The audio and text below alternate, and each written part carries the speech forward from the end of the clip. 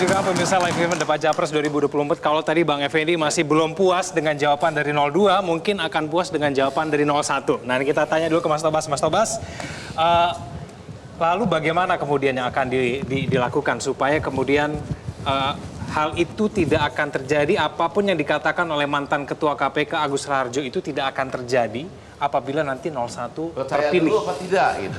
Percaya atau tidak dulu? Percaya dulu apa tidak bahwa itu ada gitu. Ya, jadi pernyataan Pak Agus Raharjo ini wajib untuk ditelusuri lebih lanjut. Oke. Jadi tidak berhenti sampai sini. Ya. Jangan kemudian sekali dilontar, kemudian kita lupakan gitu ya. Jadi harus kita telusuri lebih lanjut ya. Untuk melihat apakah ada nilai kebenarannya di situ. Ya. Ya, kalau misalnya ada nilai kebenarannya, ya itu berarti suatu hal yang sangat krusial, penting, ya, karena bisa jadi skandal. Dan ini yang selama ini menjadi concern dari pasangan Amin, ya, soal kita tidak mengharapkan adanya intervensi kekuasaan ataupun kepentingan politik dalam hal penegakan hukum. Ya. Nah, tapi apabila ternyata tidak benar, ya tentunya kita berharap Pak Agus Raharjo mengkoreksi apa yang dinyatakan supaya menjadi clear dan tidak timbul asumsi-asumsi.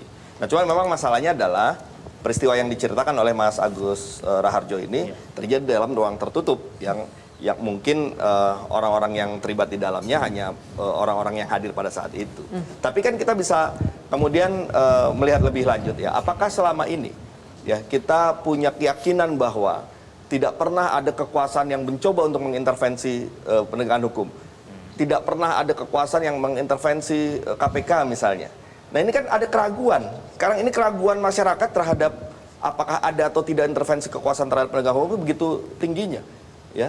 Ya. Terbukti dari indeks persepsi korupsi juga semakin menurun. Itu juga terkait juga kepercayaan terkait dengan hal tersebut. Nah, oleh karena itulah maka ya tentu kita harus pastikan ya kekuasaan ini harus menghormati penegakan hukum. Oke. Di satu sisi. Di sisi lain, ketika ada penyelewengan, negara juga justru harus hadir di situ ya untuk meluruskan kembali hal-hal yang keliru dilakukan dalam hal proses penegakan hukum ini. Nah, ada satu hal yang penting ya. Kalau kita bicara soal keinginan untuk penegakan hukum yang independen, yang profesional, Mas Anies itu punya pengalaman rekam jejak yang sangat panjang untuk menjadi bagian advokasi untuk melakukan hal ini ya sejak dari dulu. Mas Anies itu menjadi bagian dari advokasi reformasi hukum ya.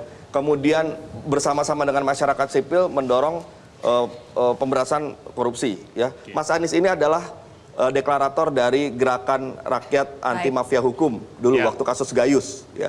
Kemudian waktu Cicak Buaya itu sebagai anggota dari tim 8 ya, kriminalisasi pimpinan KPK. Artinya dengan pengalaman itu ya calon pasangan Amin ini sangat tahu apa yang akan dilakukan. Kenapa? Karena sangat tahu masalahnya dan itu sudah pernah dilakukan dengan rekam jejak yang lama ini. Oke. Mas Tobas, kalau sekarang kita berbicara ketika belum ada di kekuasaan itu mudah ya. Tapi ketika sudah berada di kekuasaan, lain cerita. itu lain. Godaannya beda. Jadi bagaimana memastikan ketika nanti sudah berada dalam kekuasaan, tidak akan tergoda, benar-benar akan independen, tidak akan mengintervensi sana-sini.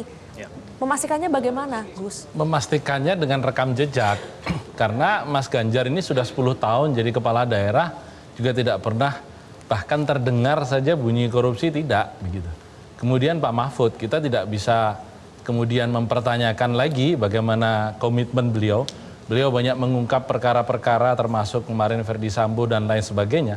Dan itu merupakan bagian dari transparansi seorang penguasa. Karena beliau apalagi sebagai Menko Polhukam, beliau betul-betul memiliki wewenang koordinasi yang kuat di sektor itu.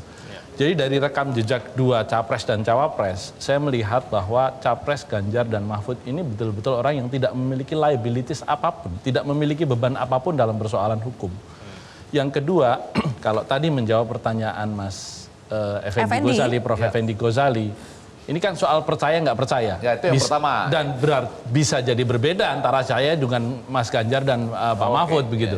Karena kan saya tidak berkonsultasi terlebih dahulu ketika menjawabnya. Cuman saya mengamati dua video masing-masing itu.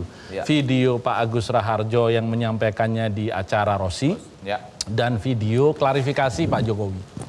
Saya percaya dengan Pak Agus Raharjo. Kenapa? Karena gimmick yang terbaca itu terlihat. Mana yang lebih bisa dipercaya, mana yang tidak begitu. Nah, Yang kedua, apa yang disampaikan Pak Agus itu juga diiyakan oleh pimpinan KPK pada masanya. Yang lain. Begitu. Bahwa kemudian, bagaimana kita bisa percaya pimpinan KPK juga semuanya bermasalah. Tidak ada seorang di dunia ini selain Nabi yang selamanya salah dan selamanya benar. Baik. Jadi kalaupun ketua KPK salah, ada saatnya dia benar.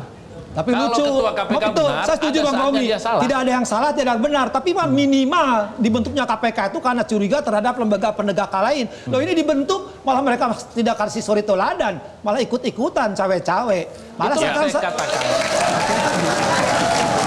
Oke, nanti kita akan berikan tanggapan ya kepada Pak Effendi dan juga kepada Bang boleh Ray. tanya tiga-tiganya. Oke, boleh. Justru saya Tapi- senang kan ketika masalah hukum, tiga-tiganya harus kan mengclearkan, mengcleankan.